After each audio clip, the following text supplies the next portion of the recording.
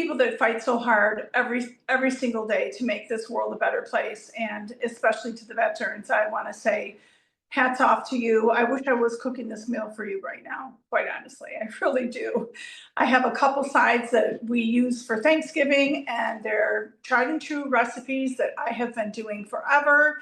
And the stuffing recipe actually came from my mom, and I just remember my mom stacking all the bread, then taking the knife and cutting down the middle and then cutting the sides and making these small cubes. And my mother was much more precise than me. I let things go a little bit. But she wanted everything. If she made potato salad or she made dressing, you knew that every cube in that dressing was going to be the exact same size. And she just really followed details so perfectly, and was just really great. And I've made my mom's stuffing ever since I got married. And I got married a long time ago. When I got married, I started making Thanksgiving dinner, and of course, my kids love stuffing. It's their favorite thing about Thanksgiving dinner: stuffing and twice baked potatoes. We can have no turkey, they would be fine, but we have to have stuffing and twice baked potatoes. So those are some things that I've gotten really good at. But I introduced another potato recipe that all of my children love, but especially my beautiful daughter, Natalie, my first one, loves this potato Dauphinoise. And I'm going to show you how to make that. And you will be so shocked how you can make this beautiful French recipe. And it's so simple and so easy. Pretty much you do it all in one pan. But at first I'm going to start with the stuffing. So whether you call it stuffing or dressing, it doesn't matter. All that matters is it's going to taste great. And I want you to be thinking about how you can use this base recipe and then add other things if you want. One year I added chestnuts. That was a no-no. My kids hated the stuffing that year. I don't add very many things. They just like it plain. But this recipe, sweet and savory, calls for dried cherries. So I'm putting dried cherries in. It's dried cherries, celery, onion, herb blends, sage, milk, not milk, sorry, eggs, butter, chicken broth. It's fabulous. Nice salt and nice pepper. The trick to the best stuffing, and some people may not want to use butter, but unless you're going to die from using the butter, please use the butter. It makes the stuffing taste so good. So I start with a half a cup of stuffing and maybe a half a cup of butter, but in the very end, if I see that it needs a little bit more liquid, I'll put a little bit more chicken broth and 1 or 2 tablespoons of butter in, just to make it right. So I'm going to show you like the texture and how it all comes together. And how do you know if your stuffing has enough liquid in it? Because you could have bread that really takes all of the liquid if it's a very dry bread. I am using today French baguette, and if I had made bread, I would use artisan bread, which is actually what you're going to see next week. But I bought the French baguette. The other thing that I want to share with you is these are crostinis. You can brush the baguette, just cut them down. I think we have a recipe on the website. Brush it with olive Evu garlic, the garlic Evu, and I put a little bit of roasted garlic and chive, and it's done. But today, I didn't have time to do that. So I was out and I actually bought these from the bakery. And if you want to use good bread and allow it to get old, go to the bakery and buy like this French. You can see this is not very crisp, but it's a little bit old. I mean, I would never bought this if I wasn't using it as old bread. But the crostinis, I bought several bags of them so we could use them again for Thanksgiving. Not once they're baked, they're going to be fine. I just keep them in the fridge. But what I do is I take the crostinis and I break them into pieces like this. You know, I don't want this huge hard piece in the stuffing. So I have about 2.5 cups, 3 cups of this. And then I have anywhere from 6 to 8 cups of the bread. I did make a little bit extra in my first recipe, so I'm going to put only 6 cups of the bread, and I'm going to use the crostinis. I chopped them up. Now they look like breadcrumbs, and they also look like croutons. So what's so cool is this is the best shortcut in the world. So you take them, we put them into the Eco Chop, and I already put some in here. Once I have them broken, now we just take the Eco Chop, and I don't want dust. But what I want is a good combination. If you look at this, this is a great combination. We have just like breadcrumbs, and we have crunchy croutons. That's what you want. So between the breadcrumbs you make, the crouton like, and the bread, this is your stuffing. So I'm going to just pull this a couple times. And I think I want to put it down because it's awkward pulling it like from there. So I can, once I did the first one, I only do it 3 times. So in 3 times, I have breadcrumbs, and they're already flavored. They're seasoned because they're seasoned with the garlic oil and like a garlic and some parsley and stuff from the bakery. But you can do it yourself. You can do a whole tray of this and have them for your next couple dinners that you do where you want something really crunchy. It's just, and even if you do it gluten-free, it's absolutely great. So I'm going to take this and I'm going to start assembling what I have in the pan. I also want to share with you, I'm going to turn my camera around here. Can you see all the way inside that pan, Rhonda? I can see it. Great. Okay, good. The croutons that I have in here right now, they have these really small bags of pepper croutons. I thought, wow, that's really cool because that's going to give it just that much more flavor. So I am going to start by starting to, oops, wrong one. Wrong one. Oops. Sometimes my gas burners don't light. Don't ask me why. I have a little bit of garlic oil in there that I put in there already. I'm going to put the butter in here. Well, first I'm going to put in the just a little one piece of butter. Then I'm going to grab the onions. I have 3 small onions. You could use 1 large. You'll see that in the recipe. And when you get a moment, you could center it just a little bit more. Okay, can you tell me like? Okay. Here? Yes. Better? That was better. That was better. Okay, Thank you. Let me get the other. Okay, I'm pulling the Eco Chop for the onions.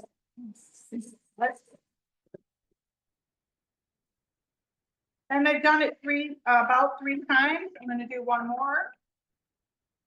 I don't want to overdo it though. I want the onions to be, big enough, not too small, not too big, somewhere in between. I have 1 or 2 that are a little large. I just put these in. You don't want everything so condensed. So you want to have some texture. So in order to have texture, you need a variation of different sizes of the things that you chop.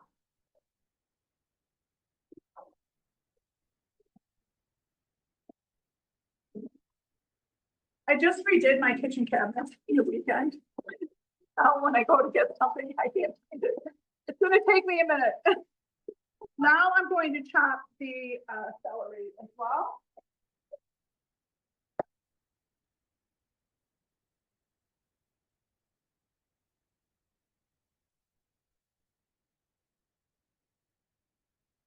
And you can see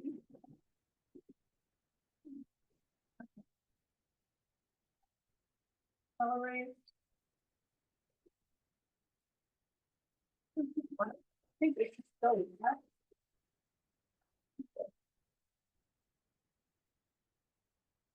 My blade wasn't connected properly. This never happens to me unless you're with me. So excuse me for that.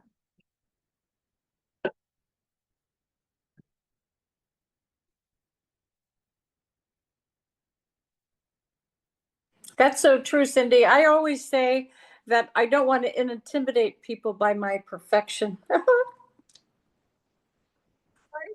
I have 3, no, I have 4 small stalks of celery.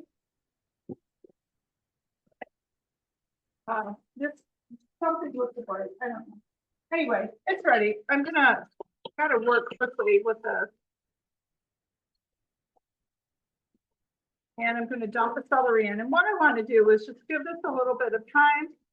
I'm also going to put another some of the butter in.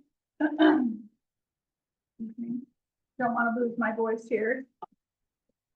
Here's the butter. This is about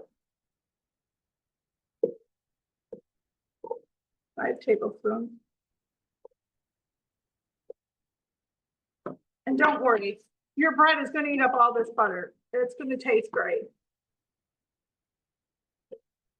I don't like to put the cherries in until everything is done because I don't want them to be burnt. They're kind of tucked away in the stuffing, so they don't come out burnt unless you have some pieces. And I did put some on top of the stuffing when I made it today. So you're just allowing this to cook down a little bit till the onions, you can see they're starting to get translucent.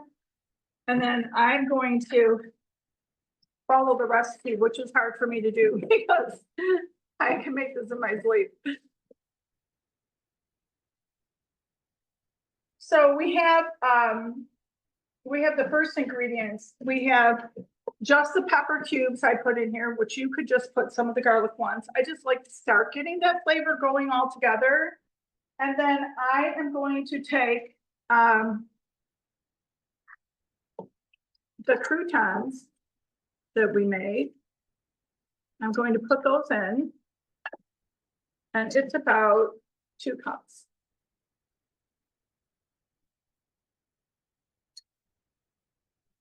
So we put the croutons in, and then normally we would have 8 cups of bread.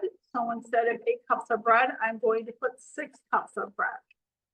So I'm just going to let this cook a little bit.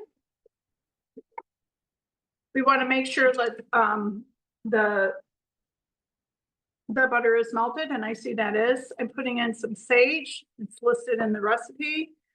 In addition to that, I'm putting a little bit of rosemary, basil, thyme.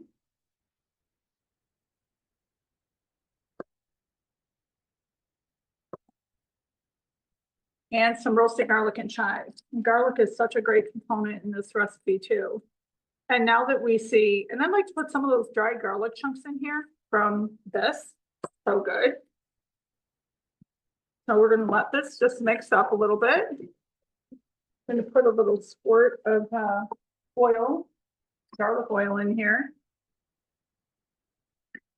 Because I want to make sure that the herbs also don't just sit at the bottom of that pan and start to burn. So you can see this is just smells so good. And you know, for a lot of years I bought like the Pillsbury, the Pepperidge Farm. Yeah, it might be Pillsbury.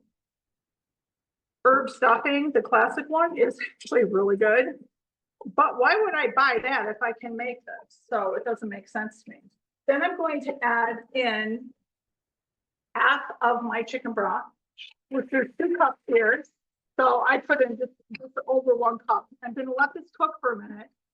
Just get all those flavors together.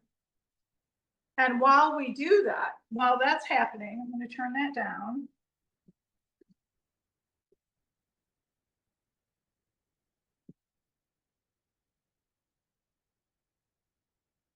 Oops. Lost my flame. Okay, while that's cooking, I'm going to bring you back over here for a minute. I'm going to show you the best way to fix the French bread.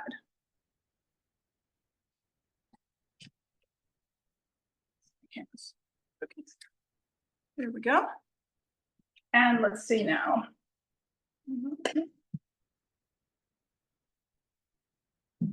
We have the 2 breads. And I don't see that. I just had the knife, but you know what happened. I'm also gonna, before I do the bread, I'm going to take the mini chopper And I'm going to chop the garlic. I'm going to mince the garlic in the mini chopper. So I have 2 cloves of garlic in here and cut them in half and in quarters. And this is such a fabulous tool. And today, just for fun, all I'm going to do is roll this on my board. But for fun today, I have this garlic press, like a hand one that you just squeeze. What a pain. The piece fell in the pan. I had to pick out all the pieces of garlic that didn't go through. It's not cool. But look at this. And this is why I love our products. Every one of our products are innovative and they're like magic in the kitchen. I don't know what I would do without these products. I probably wouldn't know what to do. I wouldn't be able to cook for sure. I'm going to stick the garlic in.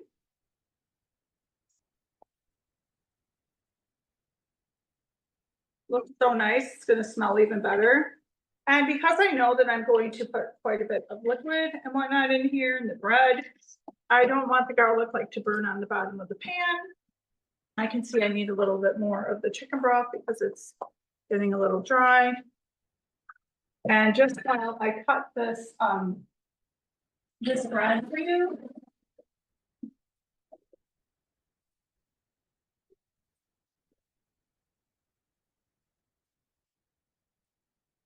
Okay. This is what we do with the bread.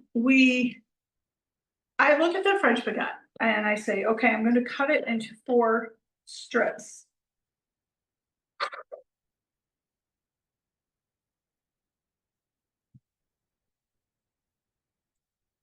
And turn this one on the side. Put it the same. Put it all together. And then we're going to cut down just like we would if we were going to just cut a French baguette. And you're not going to make it too large, but large enough. Remember that we want enough that is approximately 6 cups of bread. We're not going to season the bread because we have a lot of seasoning in our pan. There's a lot in there already. What I do once I cut this is I just take it like this. And I just want to make sure if there's any pieces that I want to break up a little bit, I can just break them in half. It's really easy when you have little bread to tear it. Very simple. And I think this is about a cup. It's about 2 cups actually. So we're going to put that in the pan. I'm going to add the rest of the chicken broth. Don't worry, because all of this bread is going to cook down. It's going to do really well. I'll do the same with the next piece of baguette, and I will hurry. So I don't want to run out of time teaching you these great recipes. And then one more. And once you do this, you just realize, well, you can also, if you wanted the bread pieces smaller, you can also cut it like this when you turn it. And then you have smaller cubes like that.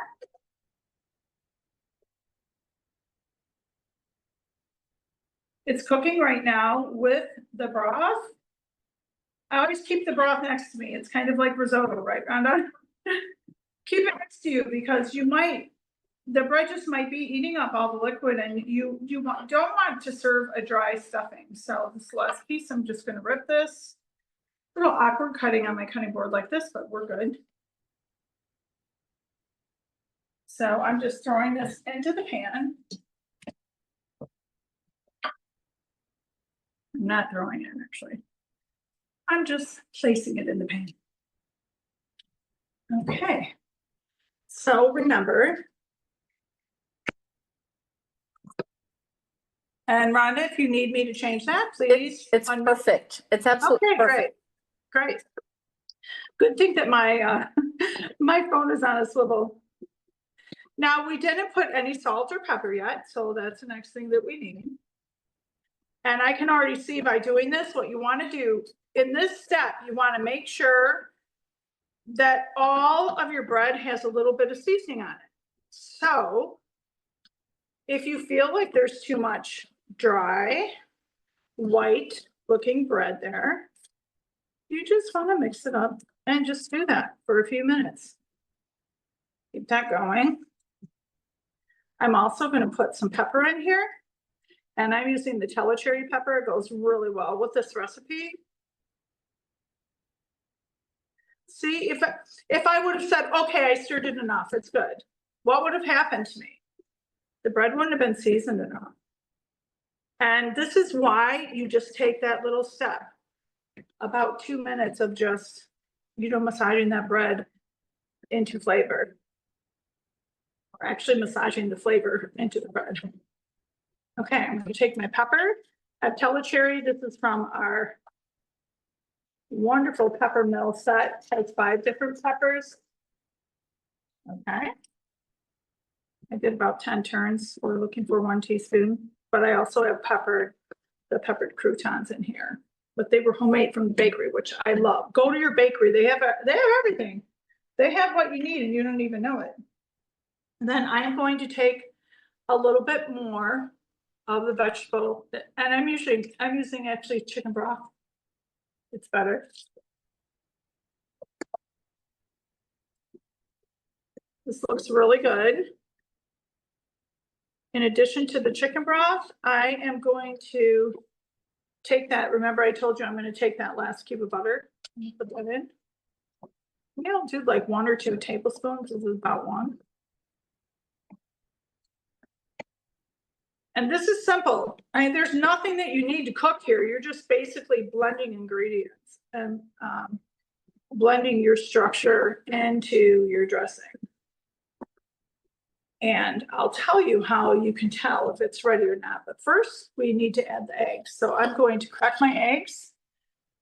Let's use the bowl of my Chop. It's great because it's a great bowl. So simple. It only had celery or onions in it. So, okay. I'm going to whip this up with my mini whip.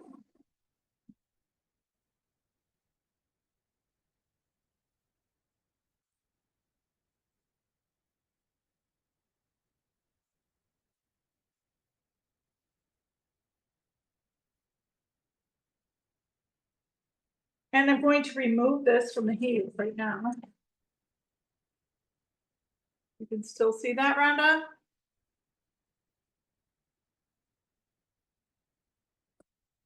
Yes, I can see it. Thank you. Okay, good. So I'm not going to dump all the egg in here. This is hot. And what I don't want to do is cook the egg. So I'm going to go to the least hot area, and I'm going to do it more on the bread, not on the pan. So I'm going to put a little bit here. I'm going to mix it all up all around the pan. Try to keep it on the bread. Okay, I'm going to put some more over here. Do that same thing. You don't do it over the fire or have your cooktop on at this point, because if you do that, this is a binder, so you want it to act really as a binder. And I usually don't put it in the middle of the pan. I use the sides of the pan, which are much better to do. So you can see, this looks really nice. I need to put some salt in here. I still have it off the heat, which is fine. I have my celery salt here. I need about a teaspoon or less. And you know my favorite thing to do, if I don't have the mill next to me, I do this. That way you get a variation of your salt. You have some crunchy pieces in your stuffing, and you'll also have some that are that you taste the salt, but you don't feel the texture of the salt. I like to have that texture sometimes too. This is approximately great. But let me just get a scoop, because the scoop is going to tell me how great it actually is. Your back burner is being tricky and didn't click off. Oh, it was probably me. Never. But thank you for letting me know. So what I'm looking for here, I'm looking for a perfect, not perfect.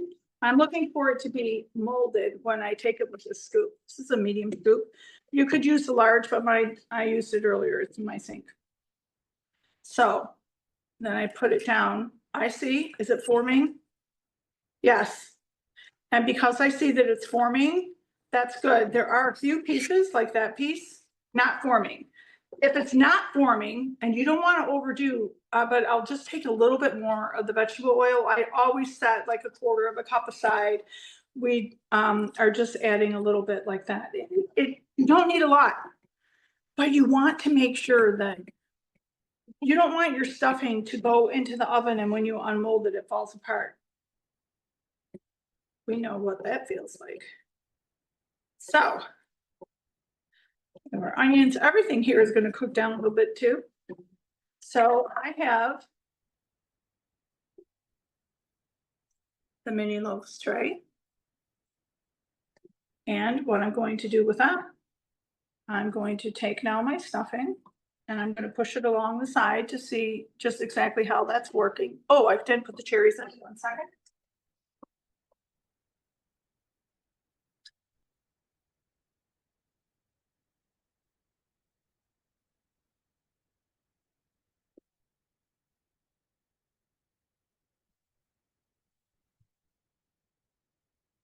Okay, we're going to add the cherries in here. These are just regular dried cherries. You can do anywhere from a half a cup to a cup. The recipe calls for a cup. My kids like it more savory than sweet, so I have about a half a cup of the cherries here. So I'm going to actually mix those in also.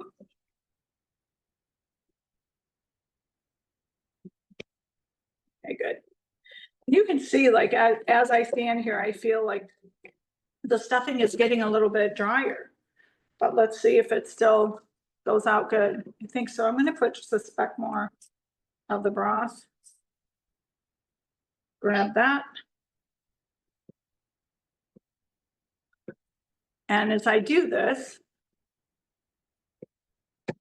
I hope you're all going to stick around for the next recipe. It's so simple, but I'm sorry. This is my favorite pan to cook in. I have to cook in this pan, so you're going to have to wait a second for me to actually rinse it and wash it a little bit.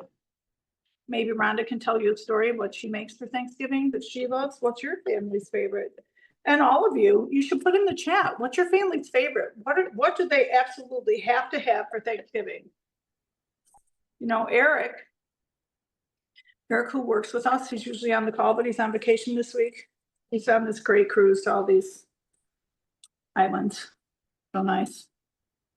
I'm sure he's having a great time. I'm trying not to bother him, but he has an in-law that is like vegan. And Eric loves to cook. We're getting some nice chats. Oh, good. I want to know. Let me read you a couple. You can read them out to everybody while I wash the pan in just a second, okay? Yes. Leslie Tucker says, okay. Leslie Tucker says homemade mac and cheese. Oh, yum. Yes, yes, yes. Kathy Hines says pecan pie. Oh, yum. I know we have this green bean recipe from years ago that has, it has, of course, bacon in it, right? But it also has brown sugar and mushrooms and Worcester sauce. Is that the molten brown one we used to make before, Rhonda? Pardon me? Is it from Molten Brown, I think his name? Alton Brown. Brown sugar? No, I'm talking about whose recipe it was, or is this your family? Let's see. Terry Munson said apple pie. Kathy, yum, that's so good too. Yes. Leslie Burnett says stuffing, cranberry sauce. Oh, yes, yes. Oh, yes, yes, of course. And when we do the tarts, we're going to do a tart with cranberry sauce or cranberry chutney in the middle. On top of lemon curd. Oh my goodness. Okay. Yeah, lemons and cranberry. And what else? Do you have more? No one yet. We need more. We need to hear from more people because you know what? We're helping each other, right? We're sharing. Yeah, I think it's so cool. I think it's so great. So I am just about done here. What I do in the end, as you can see, let's see, we're in the mold now. I'm just pressing this down a little bit because I want to make sure that it forms the shape that I need it to form. I always have extra stuffing. And what I do with the extra stuffing, I put it in this mold. And I save it for my daughter Natalie to take home because she is a stuffing queen. You never know by looking at her, but she loves stuffing all her life. I did our stuffing in that mold last Thanksgiving, and it was you gorgeous. did? Gorgeous. Oh, cool. Well, this is turning out great. And then one little trick that I have, so you see the bottom of this pan, it's got some, what I call cooking gold in it. See that? I'm gonna put a little bit of chicken broth in here. And I'm gonna cook that for a second. I'm gonna grab my whisk.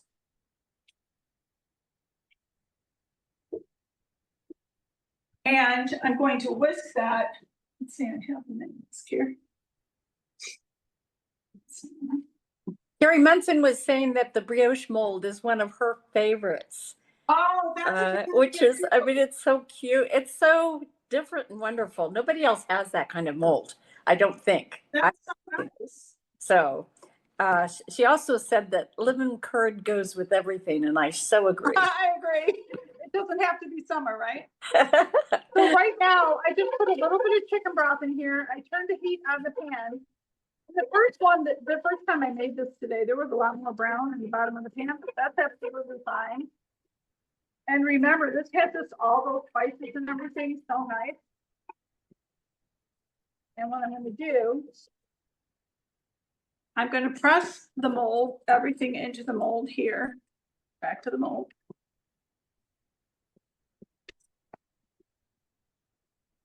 And this turns out really beautiful too. I actually made one earlier to show you.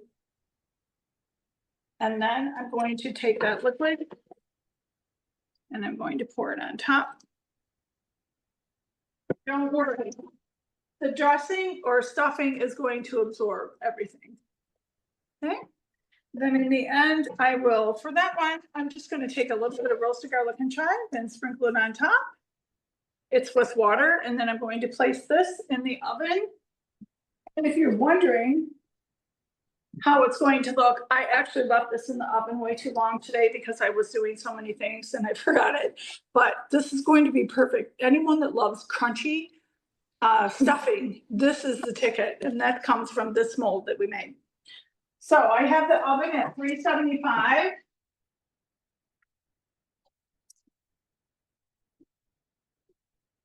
And it will be done in 20 to 25 minutes.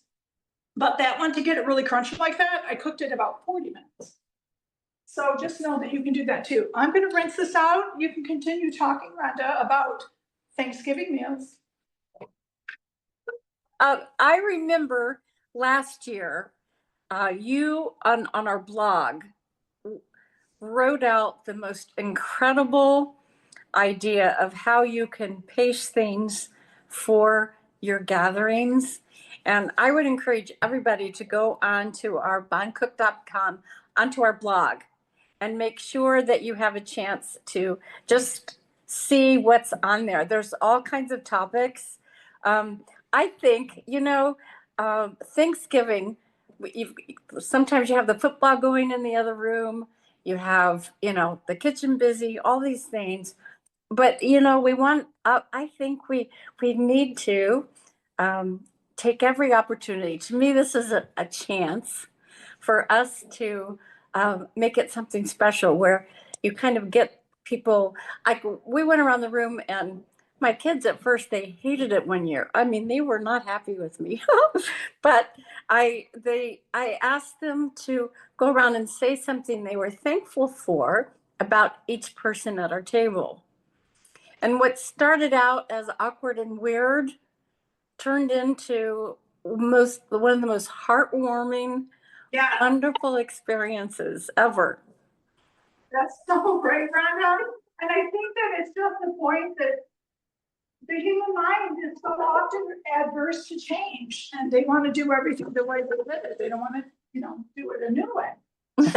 It's beautiful. We have a tradition too of going around and saying what we're thankful for, but I know that when my daughters brought their fiance or their boyfriends at the time into the first Thanksgiving, they were so worried about what they were going to say. I'm like, they definitely don't know us because they shouldn't be worried, but that was really nice. And now everybody plans, like they want to have the best thing for New Year's, the best thing for Thanksgiving. Like, I know what I'm going to say. So it's special. So I'm going to stick this in the oven, but I have one I'll show you after. So now, thank you so much for manning that, Rhonda. I really appreciate it.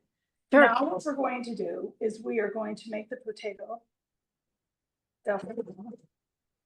And I'm excited about this recipe because I know how good it is. That's why I get excited. So the first thing that we're going to do is I have 2 pounds of cut potatoes. You can see them here. And I cut them about an hour ago. And a few on top turned brown, but that's fine. They're cut about 1/8 of an inch. And I use the mandolin to cut them, but because of time, I don't have time to go through cutting all the potatoes. But it's 2 pounds. So 2 pounds is anywhere from, it's like 4 to 5 large potatoes or 6 with a couple large and some mediums.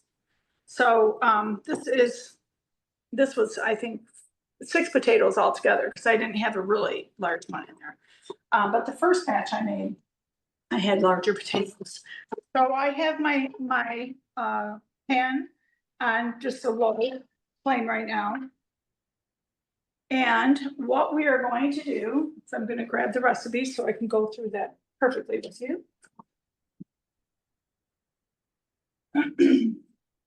I'm using the square mold, the 4T square mold, and you can see that right here, but we're not leaving the potatoes in there until later.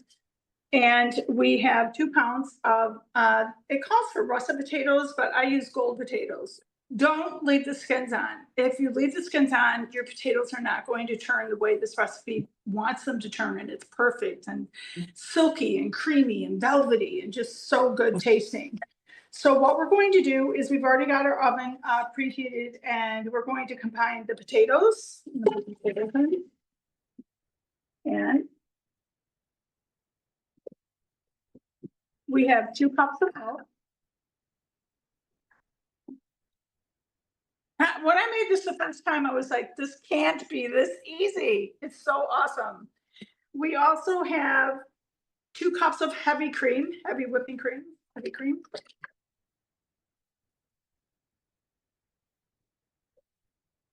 Cindy, one time when I was making something similar, I put my potatoes in cold water and then I drained them, of course, but I didn't drain them well enough. And so it kind of changed the whole dynamic and made it kind of runny. Well, I was just going to say, Rhonda, actually, thanks for bringing that up. The rule of thumb is wash them before you peel them. Do not do anything after you peel them. If you wash them after you peel them, it changes the consistency of everything in this recipe. Then I have 4 cloves of garlic, and they're cut in half. So we just put them in like that. You leave them just like that. Okay, and they're going right in with the milk and everything. Then the next thing we're going to put in is 1/4 of a teaspoon of nutmeg, which I have right here.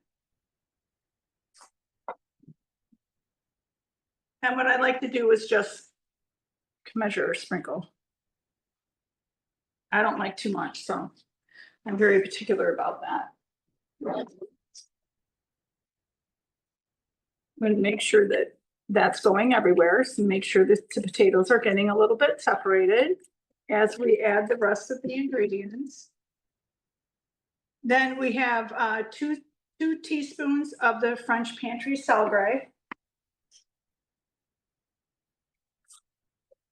Same thing, what I love to do.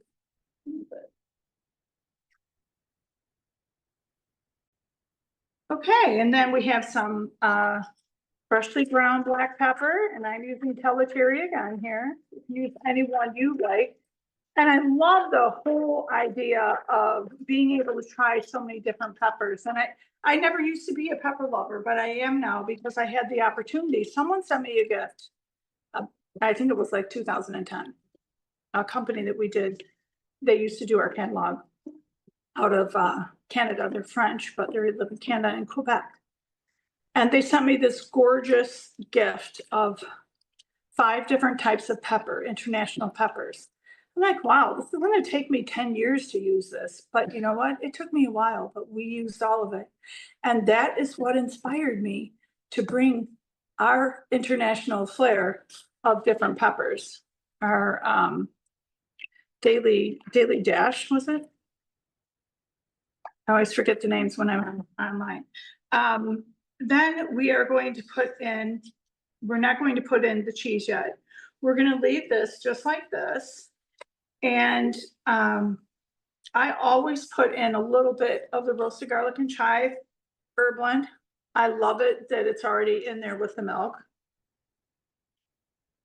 If you cook with me, you'll know that I put that in almost everything, just because the melody is beautiful. The flavor profile goes with everything. I mean, what doesn't garlic go with that you're making? I can't even think of anything. I'm sure someone on this call can, but I can't right now. So what we're going to do is we are going to allow that to come to a boil, and then it's going to go down to a simmer, and we're going to leave it like that for 8 to 12 minutes. What I want to say about this is you'll notice first, the potatoes still seem very tough. But what happens, they go from tough to being ready in a flash after that 8 minutes. So you really have to be aware. And how do you know if they're cooked enough or overcooked? If they're overcooked, they're going to be mushy and they're going to start falling apart. If they're just right, you're going to be able to pick them up from the pan, and I use tongs to do that. And you're going to be able to place them in the mold and stack, and then put cheese in as well. So it's really comes together really nicely. So we have the sal gray, the roasted garlic and chive. We're going to bring it to a boil, and then we're going to simmer over medium heat for 8 to 12 minutes. So while we're doing that, I am going to show you the stuffing that I took out of the oven earlier. I'm going to put the other one actually in the oven.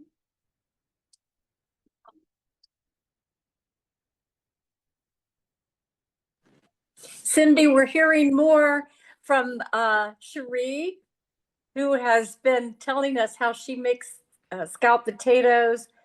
She's used the round mold. She's made pumpkin loaves. Oh, so cool. Caramel sauce. And she said that she just ordered the pepper mill last week, and the Bailey grind is going to be her next idea. But Cherie, you sound like an amazing cook. Oh, Cherie, I think at one time you posted something in the group, and I thought, I want to know this person. I want to do what she does. So, no, I'm not perfect at anything, but I love learning how to do things better.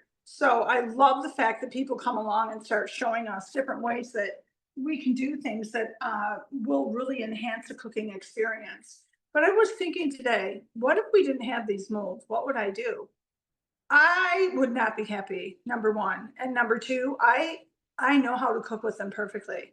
And I think that one thing that people forget about when they do put something to roast or bake in the oven, turning your tray and shifting from shelf to shelf is so vitally important.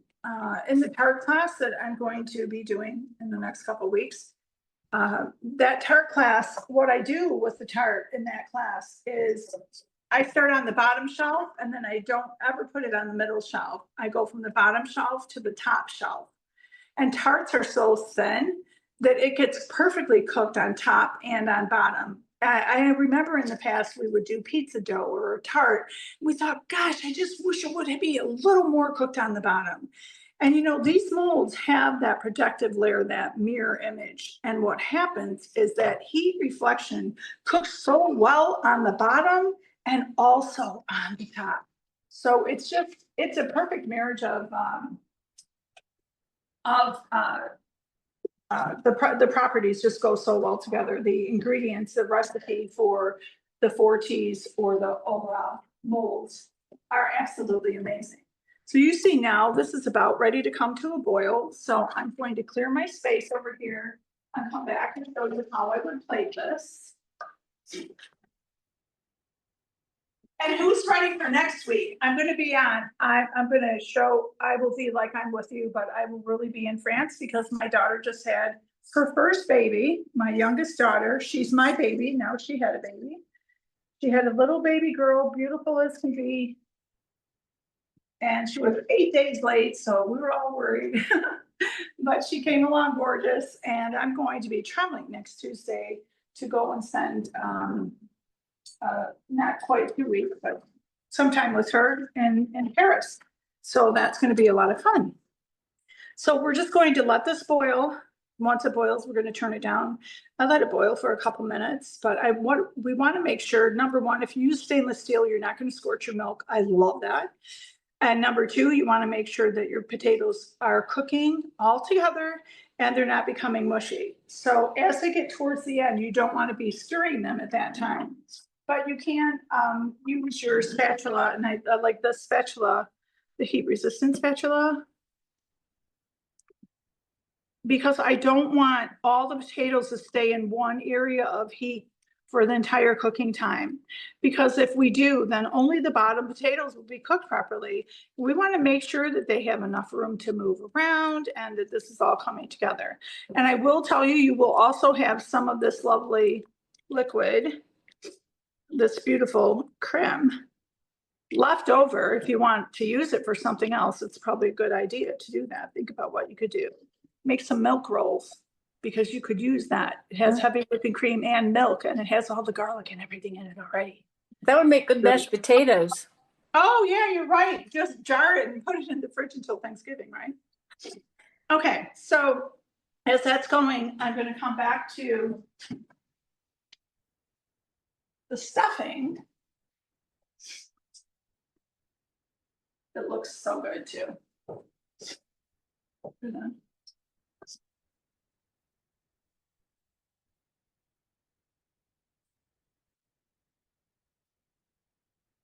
Here, this tray out of the way because we're done with that.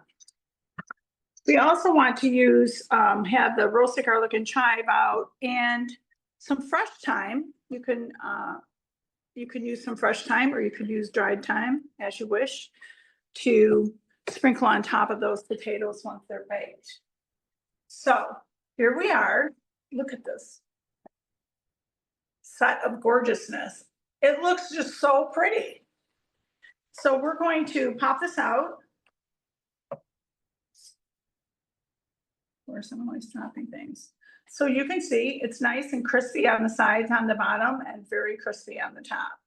So we're going to, just like the recipe that you saw in the ad, this is how it happens. And if it's awkward getting this out, you can pinch the sides together a little bit on your mold, and then it comes right out. No sticking. I love that. We're gonna need to make space for at least 5 of these on the tray, because that's what you do in design. So it's cooked very nice on the bottom and very nice on the top.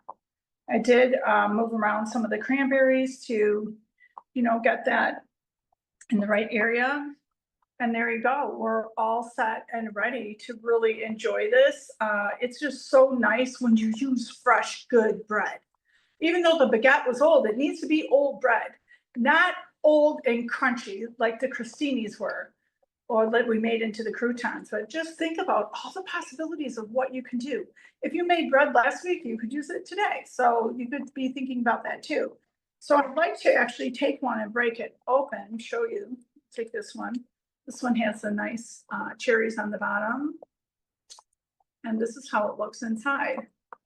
It's got cherry coming out on this side, and you can see cherries on the other side, and all kinds of goodness. So I know the photograph probably isn't perfect, but this one's not so bad, right? It looks fabulous. Oh, good. And our potatoes are boiling heavy, just like I said. Couple minutes. I'll turn you back over here. And I think that it's important also that, is that good, Rhonda? Just a little over more, center it just a little here more. Okay, that's Okay. good. Great. Okay, remember that if you have something that's a rectangular shape like that, it's best to use a rectangular platter because a round platter, it's not gonna fit that well on. You can put a round on a square, but rectangles, you should be on a rectangular shape. Just a rule of thumb there. So you see this film that comes over the top? Don't remove it. I always say that's golden. That's golden. So you want to keep it like that. I just wish my daughter Natalie didn't live an hour away because I would bring this to her house right now. And Natalie, I don't know if you're watching, but if you are, I'm going to find a way to get you this food because I know how much you love it. And I'm not going to be here for Thanksgiving, so my girls are going to come and make Thanksgiving in my house. Oh, they're good cooks. I'm not worried about it. I'm going to miss them, but I'm going to have Thanksgiving with my daughter in Paris. So I'm going to probably cook some good stuff for her. And I'm excited about that. I've never been away for Thanksgiving in my life, but there's always a first time for everything. So now I'm going to say to myself, how do I know if the potatoes are ready? This is a small little fork.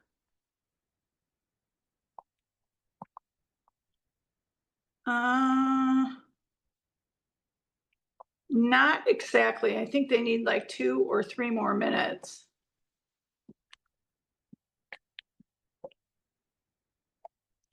And remember, after you can actually make this ahead of time, 1 day ahead of time. You can make it a day ahead of time and don't worry about it. It's going to be great. And you can just stick it in the oven. Last year was the first year that I ever made the stuffing the night before. I always make the twice baked potatoes the night before, all the way through the cooking process. And then I warm them the next day because it's hard to have, even though I have 3 ovens in my house, I always feel like it's not enough because I have all this stuff that wants to be done at the same time and you have to have space for it. So if I'm warming those things up and it's not going to jeopardize the flavor profile, it's still going to taste fresh.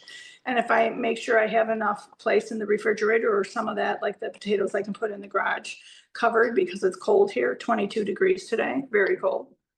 So this is just about done, but just know that you don't have to make everything. You don't have to get up at 3 in the morning on Thanksgiving. You just need to be smart about what you're doing.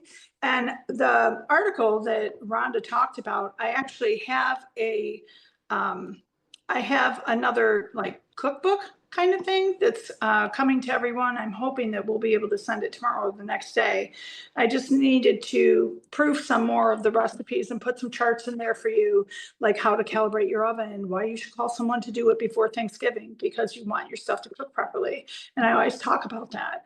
And then the other thing I want to say is that there's a countdown in there, the 10 days before Thanksgiving, and all the different things that you can do. Like, for instance, my kids are going to come here. I won't be here, but even if I was here, I would be next week before Thanksgiving even gets that close, at least 4 or 5 days ahead of time. I set the table all the way down to everything except the drinks. All of the serving dishes that I need for everything, I also set them on the table and I put a Post-it note inside the dish saying what that's going to be served for. So then they can take it from the table, put that in it and go put it back where it was. So that way you don't have this long oblong thing on the corner of a table that it doesn't fit, because I know my dining room table and I know my dishes. So it's just so smart to do. Why set the table with just the plates for when people come? What about all the servers? The spatulas, the spoons, the cake server, all of those things that you need ahead of time. You just want to, if you just take a little bit of time, make it fun. Make it something that you enjoy doing. And just knowing you wake up that day, your table's set. Half of your food is done. You only need to heat it up. And knowing that people are going to be, we always eat at 3. And I say 2 o'clock, but we always eat at 3.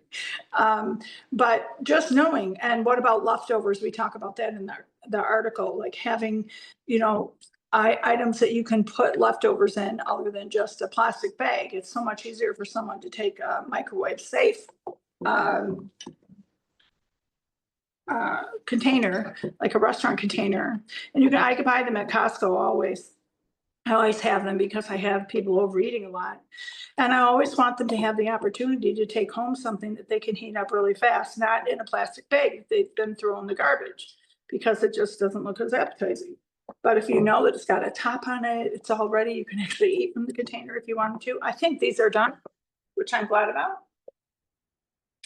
But just think about that. And also you'll find it in our Thanksgiving blog from last year, which is really great. There's all kinds of good tips and ideas. And this year we did all the way through December. We did some granola recipes that you can make for gifts, some chocolates you can make for gifts. So it's really going to be exciting just having all of that really come together. I'm just going to grab my tongs.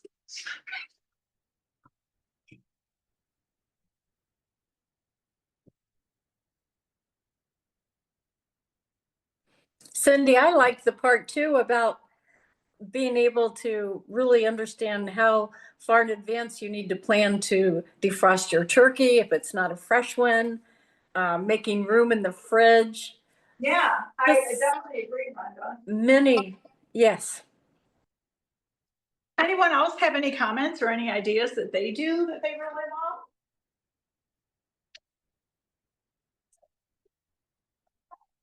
Well, They're talking about your clever ideas and they're loving it. They're saying that your stuffing looks great and delicious. oh, good. I'm glad. All kinds of great. Yes. It's really good. And you could not do the cherries, and you could add apricots, you could add nuts, you could add chestnuts. You can get the chestnuts that are already, they're boiled chestnuts in Costco in those small snack bags. They're so good. And they get 100 on the Yucca app. They get 100. Nothing gets 100. So know that those are really good for you. So definitely be thinking about that. And okay, I got my tongs. So what I'm going to do here is I am going to start with the potatoes. Move this. And I'm going to move this so you can see it, right? Are you good, Rhonda? Yes. Okay, perfect. We're going to just start layering. This is not a science. And remember, baking is a science, but cooking is a skill.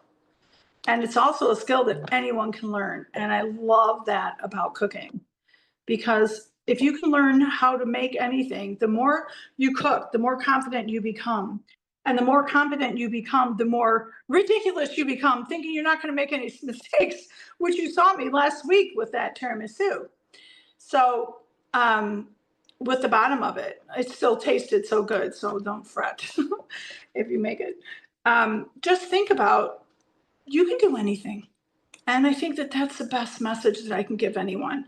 You can do anything. There's nothing that I'm doing that is so difficult to do. I mean, look at these beautiful potatoes. I dumped a bunch of ingredients in a pot and allowed them to boil for a little while. And now I'm just taking them out and spreading them out. So simple. And it's not about perfection here. This is not, you just want to make sure all the areas are covered. The potatoes have a very keen way of finding where they need to go. So now I'm going to take, I normally do these with Gruyere. Today I am using the Tillamook mozzarella because I didn't find any of the Gruyere in the store today. And I just did not have time to go to another store because, you know how that goes. Okay, so then we're going to take the rest of the potatoes and we're going to continue layering this. So beautiful. It smells so good. So, so good.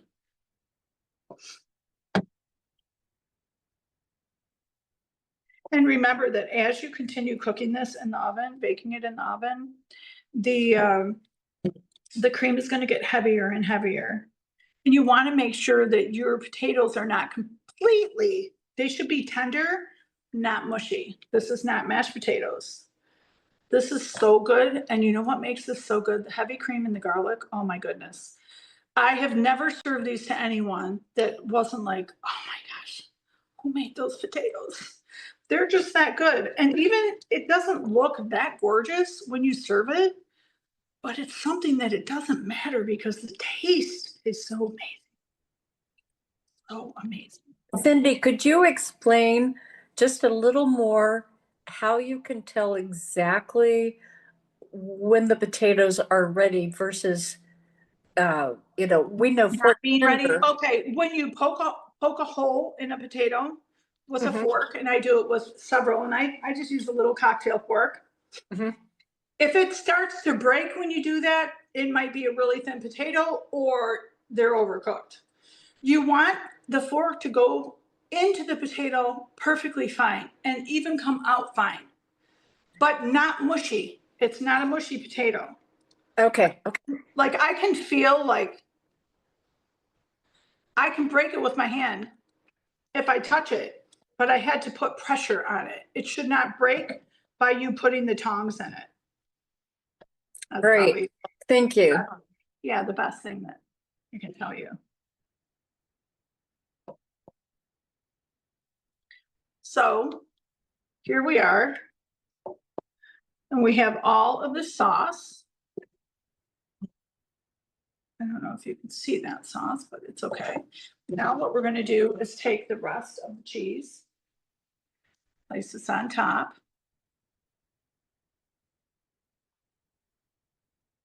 You can also put them in there with a slotted spoon, but that's difficult. I want it to be easy. That's why I use tongs. Just 1 second, I need a little bit more cheese.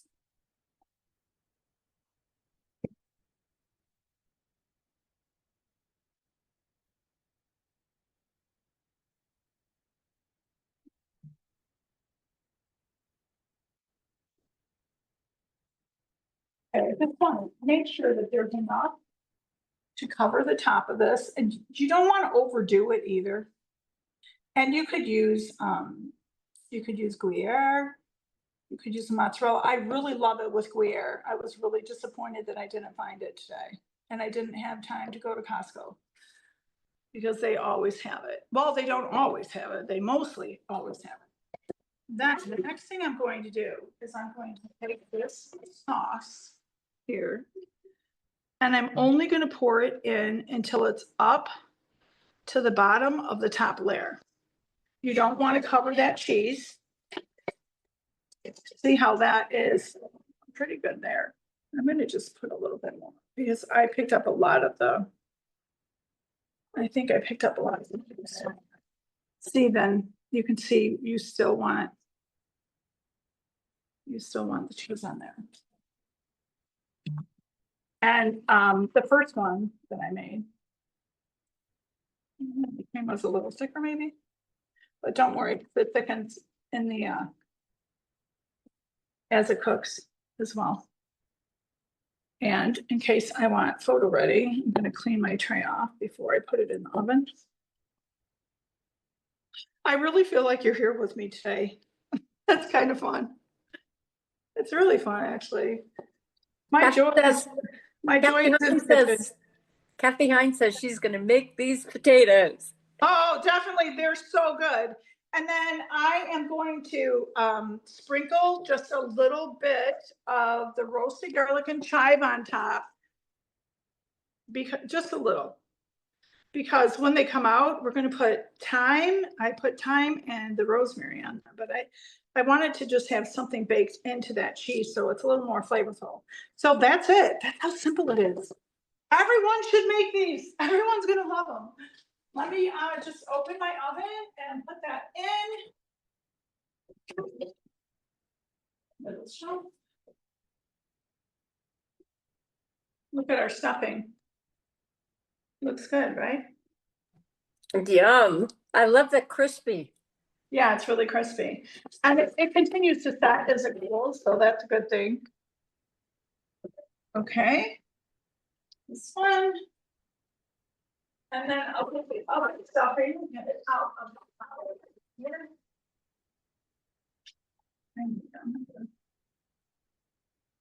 Sorry, I need another hot pad. Should we- I'm famous for cutting myself, burning myself, oh my God.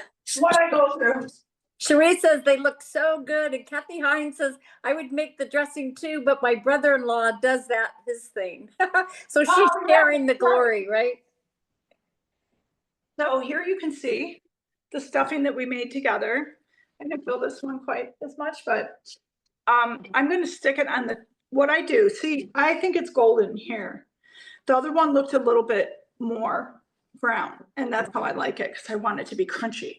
So what I'm going to do, just leave it like this, and I'm gonna stick it on the top shelf of the oven for 4 minutes.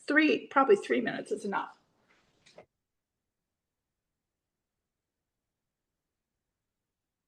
And I was baking it on the bottom shelf.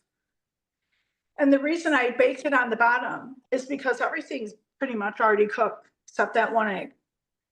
But what we're cooking it together for is to blend the ingredients. And also we want to create crunch, because the crunchier your stuffing is and the softer it is in the middle, the better your stuffing is. So just want to share that. Next, I'm going to, and I should probably undo it right here, just one moment.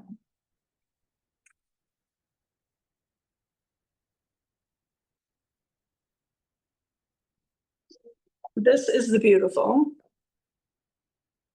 Make sure my burner's off. Potato. Oh, my. Yeah, so nice, right? Yes. So I am going to place it. A couple things you can do. You can plate it individually, or you can cut it and put it on a serving. So I am going to do that. So you could do squares, you could do triangles. And I think what I'm going to do is this. I'm going to cut through this way. And this is our cake server knife. It's so perfect to cut things like that. And then I'm going to cut again this way. And I already, when I took it out, I sprinkled dry thyme leaves and also the rosemary basil thyme herb blend on top. So if I think the potatoes are a really big deal, and it's something that people don't leave. I know this is a lot, and you could even cut them smaller. If you want them smaller cut, I would cut them in squares. But if you want them cut like this, it's a beautiful presentation for the potato. And they're these gorgeous triangles of this recipe. Let's put this back here. Thank you. It's always hard getting the first piece out, right?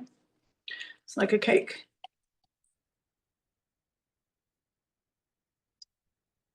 Oops, we have some cheese stuck there. Look at that. Creamy potatoes. And right now they're not hot, but. We didn't get to see that slice close up. Okay, I'll get another one. Okay.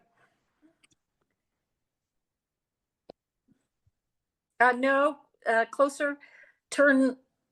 Yes. Ooh, those layers are beautiful. Okay. Gorgeous, right? Yeah. I mean, it's really nice. And serving them hot, of course, you want them hot. This is a lot of potato to serve, but it depends on how many other accompaniments you have. You could also cut this in another half, like this.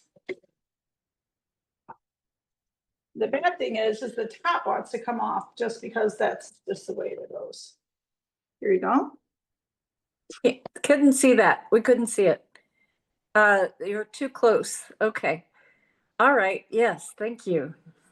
Yeah. So you'll always have the creaminess. And the thing is, this recipe is gorgeous to serve like this, and then people can also just serve themselves. And it's better if you cut with the straight side of the knife instead of the serrated side of the knife, because you get a much cleaner cut. And just, of course, you have to let it cool in order to cut it, and also allow it to set. Look at that. Can you see that, Rhonda? Yes, that's great. Yeah, it looks really good. Okay. So, hello again. I feel like we've been at school. So, I just want to say to everyone, thank you so much for coming along. And these potatoes, they taste better than they will ever look. I guarantee you. What's really exciting, they're crispy on top. They're so soft and creamy in the middle and very good. Next week, you will have the pleasure of, I will teach you how to make one dough that only needs to rise for about 2 to 3 hours.